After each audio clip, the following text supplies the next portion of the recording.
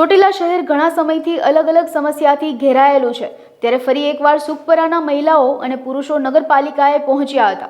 Chotila chief ઓફિસરને પાણી ગટર road વિશે ઉગ્ર રજૂઆત કરવામાં આવી હતી.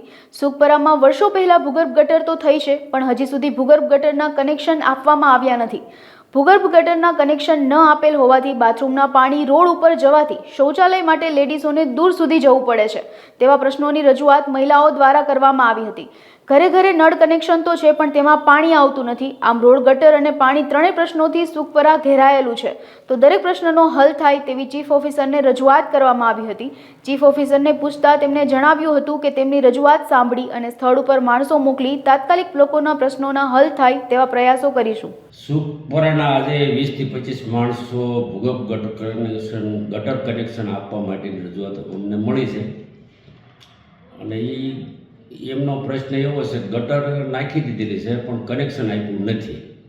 એટલે આજ રોજ અમે એન્જિનિયરને મોકલીને ભૂગર્ભ ગટરની તપાસ કરાવશું, અને જો કનેક્શન આપવાનું બાકી છે તો અમે આજ રોજ એ કનેક્શનનું કામ પૂરું કરી આપશું.